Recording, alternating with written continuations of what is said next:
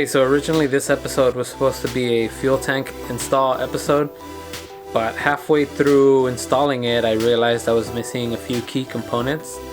So I just went ahead and ordered those missing parts, and they should arrive sometime either late this week, early next week. And I got some footage shot already for the gas tank, so I'm gonna just save that for when I have all the parts and you can have a complete video. But anywho, the good thing with this car is there's always something to do. I'm gonna continue working on the suspension. I'm gonna install the lighting. I've had the lighting done for a while, it hasn't been installed and it's taking up space, so we're gonna put those onto the car and it should give the front of the car a little better look. So anywho, stick around and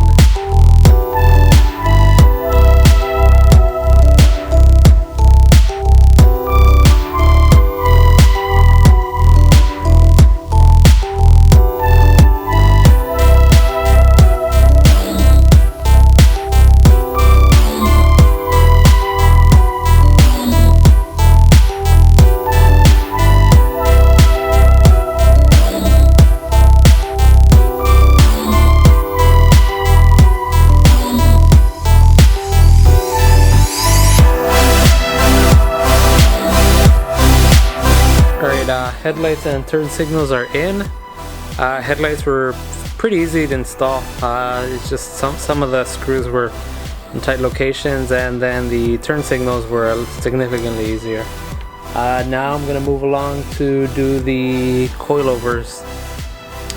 Okay, so if you remember from one of the older videos, when trying to install the coilovers, it was very difficult to install the hat.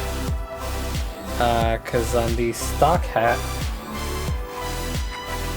see how it has these 3 screws, so you kind of just align these and pop it up and then just put a nut on top and you're done. Whereas with this guy, there's no nut, you just have a screw, so you have to kind of align it and then from the top fit in a screw, and it's a pain in the butt. So I have an idea where I went to Home Depot and bought these little, it's just regular screws. They're the correct thread for this guy. So what I'm gonna do is I'm gonna get the grinder and grind off the head so that I can screw these guys onto the hat. And once it's onto the hat, I'm only do 2.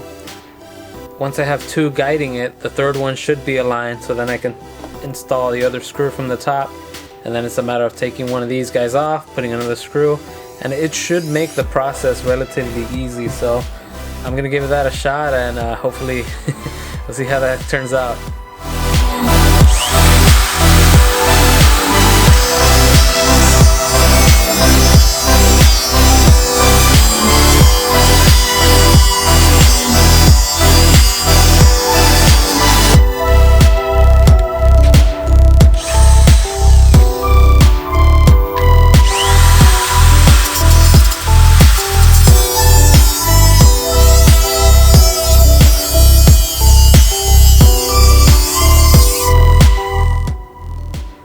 And just like that, we have our coilover guides. They're still a little hot, so I'm gonna wait a little bit before I put them on. One thing I'm going to also address is somebody in the comments a couple weeks back asked what the weight difference was from a regular top hat and the T3 replacement. So I have a scale here, and yeah, let's see which one's heavier or which one's lighter. Alright, I don't know if you guys can see the scale numbers, but here we go. The stock one, you're looking at 1 pound, 12.8 ounces. And let's see here, it's reset to 0. The T3 hat, I'm gonna throw in the little bushings there. You're looking at 12.6 ounces. Well, that's a pretty big difference. So assuming you do all 4 corners with the 3T kit, you're basically saving about 4 pounds, a pound each corner. That's pretty cool. And yeah, if you guys have any other questions, I'm totally happy to answer them. Just leave them in the comments and I'll check them out and answer them as soon as I can.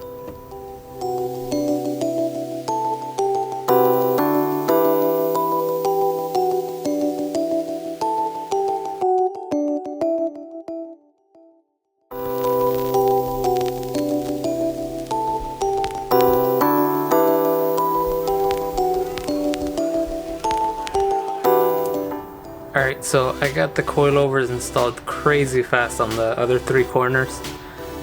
If you go with these type of tops, definitely go to Home Depot, buy 2 of these bolts, cut the heads off.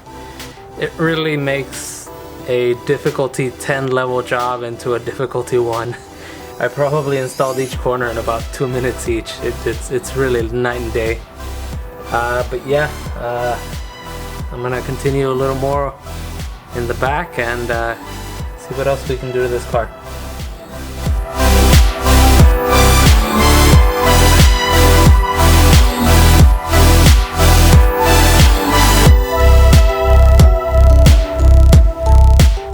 Alright, so that's gonna be it for this episode. I got quite a bit done. I'm happy that all 4 coilovers are on the car. Headlights and turn signals are in, so it actually starts looking more like a Z now. I was gonna put this guy in, which is the cross member where the front part of the control arm sits, but the diff also sits here and I haven't put on the diff, so there's really no point in putting this on and then having to take it back off again. So I'm gonna just hold off on this. I got the diff to work on, the engine trans, but I mean, everything so far so good. My sandblaster is currently out of commission. It gets jammed and the gun is stuck on the shooting position and it's leaking air. It's just a mess. I already ordered a new sandblaster gun. I'll keep the cabinet, so that should be coming in soon, so I should be able to clean up more stuff and get back on the car and keep the project moving along. Anywho, I'll see you guys next time. Thanks for watching.